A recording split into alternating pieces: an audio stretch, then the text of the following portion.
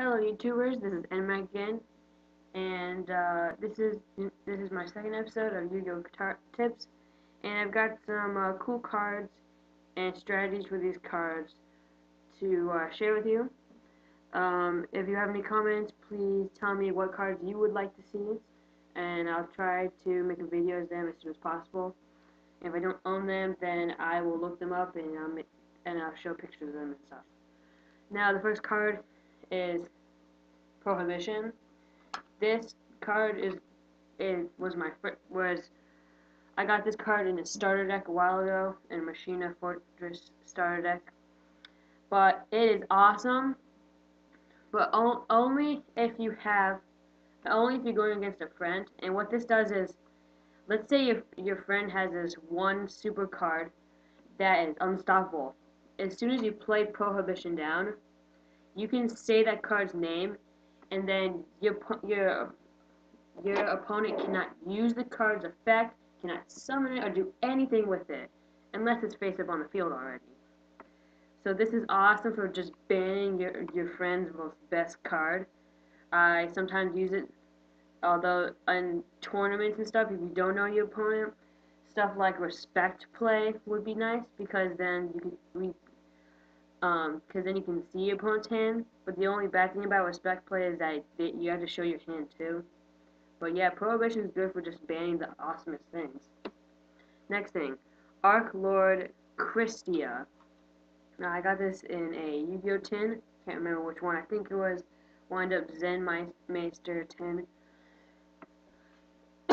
But yeah, this is awesome for a fairy deck, and I say this because not like a lot of fairy cards, you need to draw them soon, so it's good to have like different dimension capsule with them. But what's awesome is that if you have 4 fairy cards in your graveyard, you can automatically just summon this from your hand.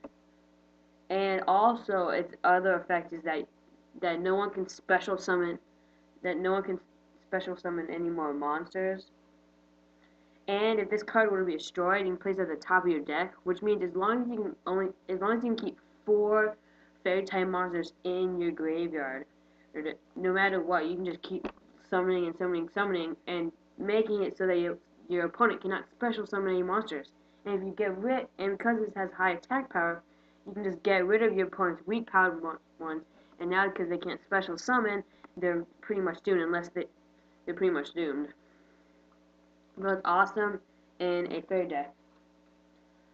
Also to go with the fairy deck, Court of Justice, gold rare card. I got this in a Legendary Collection set number 2, and if you have another for a fairy deck, as long as you have a level 1 fairy monster on your field, then you can summon a level 8 one from your hand every turn.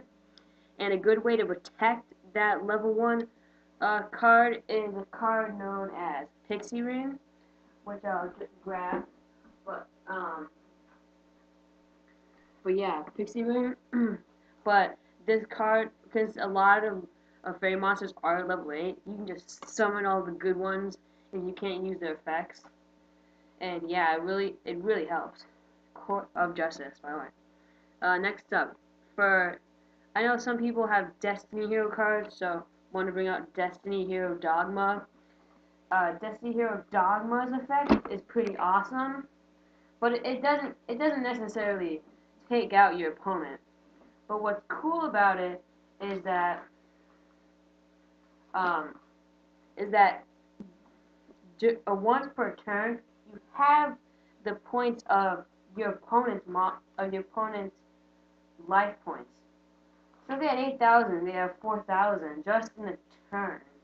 So that really brings the life points down a lot. But the bad side to it is it requires 3 tributes. So you need to have a lot of monsters on the field, and one of them has to be a Destiny Hero. So that's why I said only with Destiny Hero decks. But it's awesome, and it's got 3,400 points. Oh yeah, by the way, this is the Pixie Ring. I want to show you. As long as you have 2 more monsters, the monster with the least attack cannot be selected as an attack target. And what's also cool about this is that if you have this works on any monster. And if you had two monsters with 3,000 points, or two that monsters with 4,000 points, you just play this. This card would protect both of the monsters from attacks because they both have the same.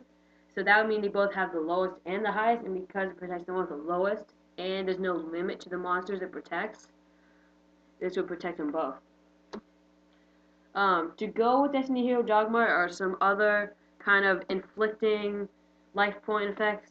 Dice Jar. Awesome card, especially since its effect is very easy because it is a flip effect. It is a risk though.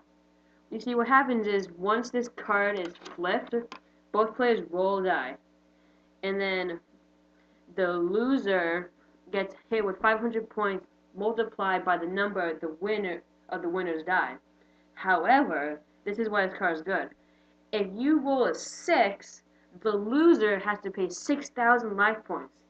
So if you inflict just a little bit amount of life points, you roll a 6 with Dice Jar, you'll win. That's why this card's awesome. Also, for Synchro Monsters, I have a super rare, it's a really rare card. It's Ally of Justice Castor. I got this in the pack, I don't know how. But, I know a lot of people really like this card. And that's because it'll destroy any card, no matter what, by battle due to its effect, as long as it's not a dark monster. And it's a level 5 Synchro monster, and that's good because if you have a lot of level 4 cards, just a regular level 1 tuner monster would be awesome for this card. That's what I like to do. I like to have tuners that go with my level 4 things, because since I don't have like level 2 monsters or level 3 monsters, I have level 4 because they have good attack points. But yeah, this will destroy a lot. Although when you use the effect, the opponent doesn't take damage. But it's good for getting rid of high point cards. Next up, this is an old card, but it's called Wall of Revealing Light. Love this card. What happens is, when you activate this card, you multiply. It says right here that when you activate this card, pay any multiple of 1,000 life points.